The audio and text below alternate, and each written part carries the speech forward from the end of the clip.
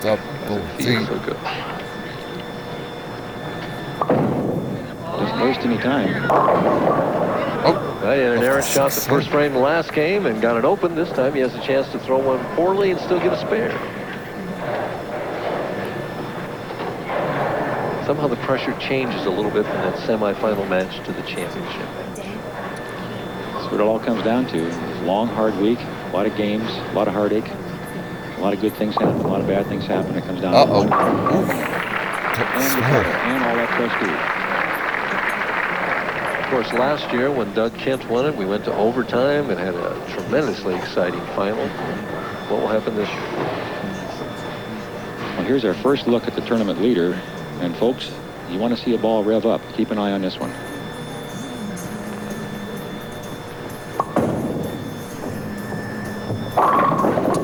Boy, soft and tentative with that shot. 3, 6, 9, 10. Almost casual. Almost just walked up and said, well, I'll throw it and see what it does. Here's a good look at the release of Dave DeAntremont. Now watch the rotation he gets, and it's all so effortless. That strong wrist. And Mike, I have to agree, he was very tentative, very soft with that shot. Difficult spare. Got the spare. Well, both players a little apprehensive in the first frame, but both of them get out of it with spares. Need to get those jitters and butterflies out and settle down. You would think that Ken Johnson would have that out of the way right now. Well, you would think that he would be a little more relaxed after winning his first game, but now he's bowling for the championship, so it comes right back to the pressure, where one mistake could cost you dearly.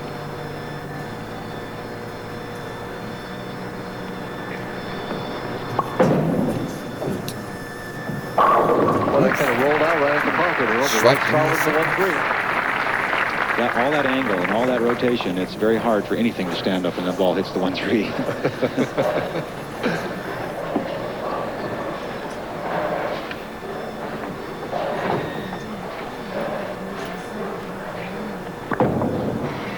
Look out.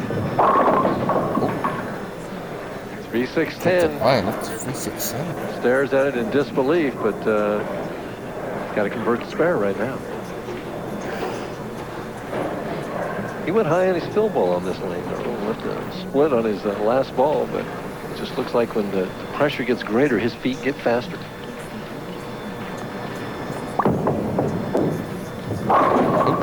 The ability to throw the ball hard is so important in today's game.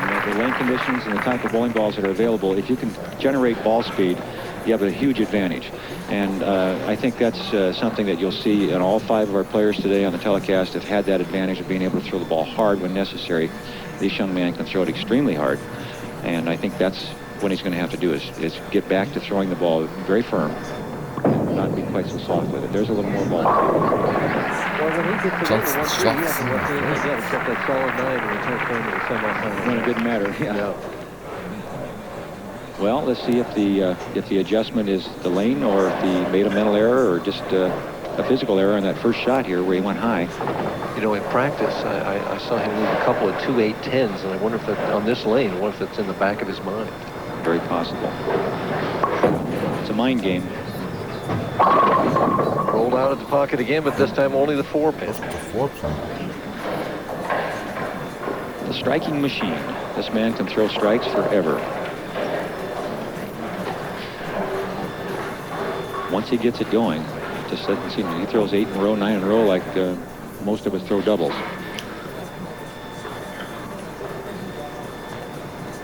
At the 4-pin, throws it straight at it, no turn at all. Spin the face. You know, earlier this week, we had the presentation of the Collegiate College Champions. There he is, Eric Cox. The award is presented by Brunswick and was given to him by Brian Collins. From the University of Florida there, Earl. I watched him bowl. I watched him compete, and he was extremely well. I came down to the last game. He came through in the clutch when he had to. He only won it by a few pins, something like 15 or 20 pins. It was a good match to watch. It was fun to watch.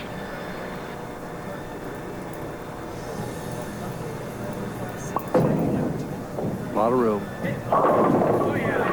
There's that rollout. Now there's the advantage of getting all those revolutions And all that angle that you generate by having those revolutions, you can trust the ball, get it way wide out on the lane, and have it roll up to the pocket and stop. The ball actually loses its side momentum and goes straight back through the pins, and that's why you carry that high 4-pin or might even slap the 10 when you might not normally do that. There's an adjustment.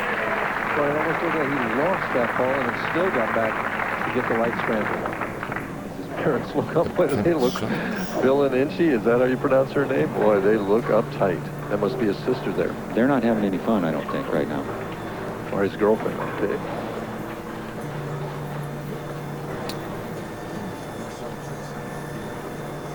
It's harder to sit back and watch. Lost his balance on that shot. Seemed to really not get his knee under him at the foul line, and by doing so, didn't get any lift on the ball, and just kind of squirted off his hand there. Mom feeling every pin that's standing. The ball speed between these two players is such a contrast, with Johnson throwing so hard, where DeAngemont doesn't seem to be throwing nearly that firm. Dave DeAngemont, he does it so effortlessly. He's such a big, strong guy that he doesn't look like he's throwing the ball very hard, but it gets down there pretty quick. If you didn't watch him and just watch the ball, don't watch him throw it and just watch the ball. There's plenty of ball speed there, but he makes it look so easy. He's so strong, and his rotation and timing at the point of release, his timing is just outstanding.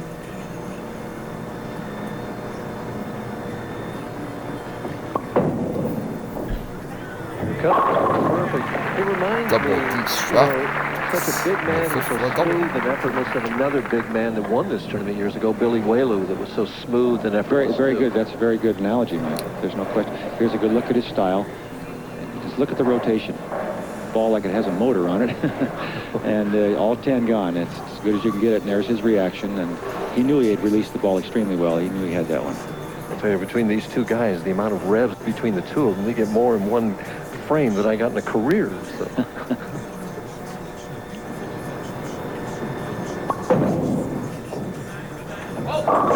Ooh, there's somebody paid for it. The 3, 6, 7, 10. 6, 7, 10. Haven't had many what you might call a bad break on a bad shot today, Mike. Most everybody's gotten away with a bad one. Or will he throw straight to try and hit the 3, 6, 10, or is he going to try and hook it in behind it? What's he going to do? I think he'll what they've been doing all week, and I see no reason to change. Lane conditions basically saying he'll throw it hard and straight and try to just slide it across the lane. Use that oil in the middle and throw it pretty hard and straight. Kind of like that. That just stayed out there. Boy, 6 out. What a costly frame that was. That's a tremendous mental error there. There's no excuse for that. When you do something like that, that could cost you the tournament. And he's sitting there feeling very depressed at this point. Ken Johnson has to be thrilled. He's thinking, boy, here's my chance to jump on this guy. They've run the book on. They're both showing their inexperience here in the sense, that the pressure is so great, and the approach to me, let's just get this frame over as fast as I can. That's how he started the match. The very first frame, he picked up the ball and he was gone almost before we could get a good look at him. He's setting his feet. He's very fast with his feet now, much faster than he was in the previous match. And you get there ahead of the ball, Mike, and as you well know, you're always in trouble when you do that. Jumping that one. He's put himself in tremendous position. But David DeAngemont has just got to be feeling, boy, I've got to take this out the sheet right now. And he can do it. If anybody can do it, Dave can. He's, I've said several times, capable of striking with the best of them. He's done it all week. That's why he's the tournament leader.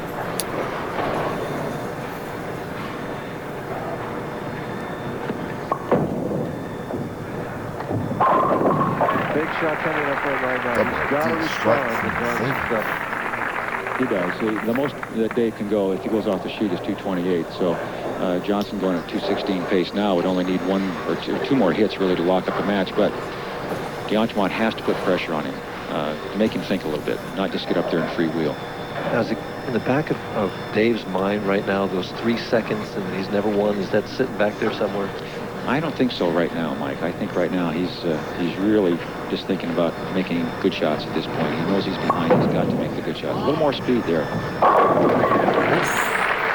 just one shot, the boy almost pins it through way and count. he'd got 9 out, he'd had 6 more pins. Big difference. One less strike he would have needed.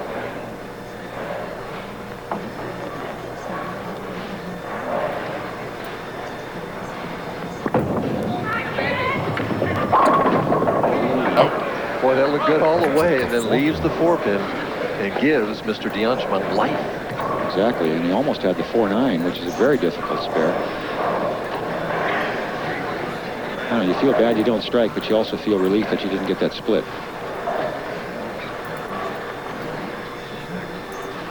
Can't be careless. Concentrate on your spares. He really goes back. He's like he just wants to get this over with. He's not wasting any time at all. Scoreboard tells the whole story. 2 frames to go. d'Angemont working on a double, trailing by 17. Ken Johnson, foundation 9th frame. And d'Angemont, as the leader, had choice of finishing lanes, and he's chosen to let Ken Johnson, through lack of experience, have to finish the match and maybe be in a position to need a strike for the championship.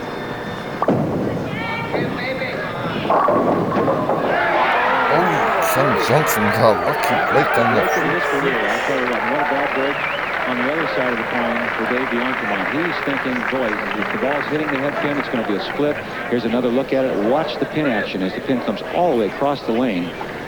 Right there. That's the 2-pin. Coming all the way across the lane and took it out, and he just was happy not to get a split. Now he got the strike. Got to respond. Can't throw it any better than that. Striking the knife for 3 in a row. When his opponent gets that good break, that affects him mentally, but Dave didn't seem to be that way. 7 pins the difference. d'Angemont can take the lead in the match with a strike in the first one of the 10. What was that?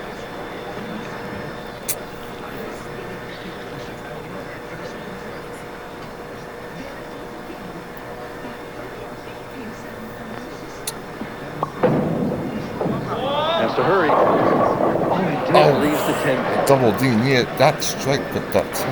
But it's not over. He has to realize it's not over. He's been unfortunate a few times. He made the big mistake with the split when he threw away the count, which would have put him right there in this match. But he has to make the spare because anything can happen. We've seen it happen before. Ken Johnson, a lot of pressure on him to finish this match with a mark to win it. Covers it perfectly. Strike, he finishes with 207. Sometimes, Mike, it's harder to get a mark than it is to get a strike when you need it. Because you try to be careful, and if you try to be careful, you generally make a mistake. Especially you got inexperience going up there in that 10th frame. Neither one of these guys has ever won.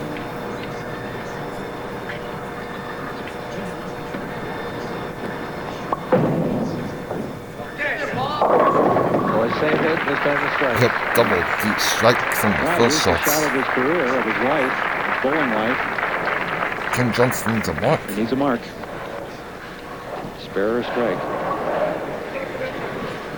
Such a prestigious time.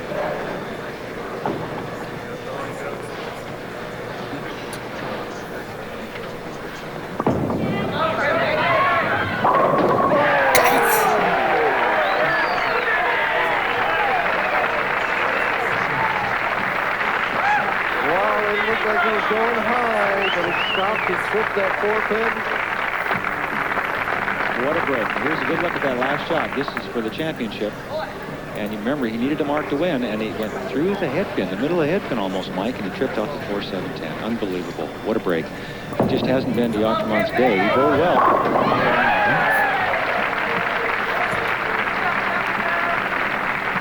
Well, with the bowler that if you blink, you miss his approach because he doesn't take any time, but he sure strikes.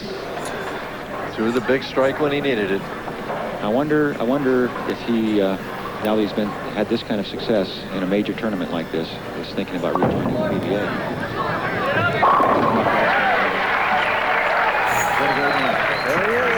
And that's the match. The ABC Bud Light Masters Hope you like it and Championship in subscribe. 1992. He finished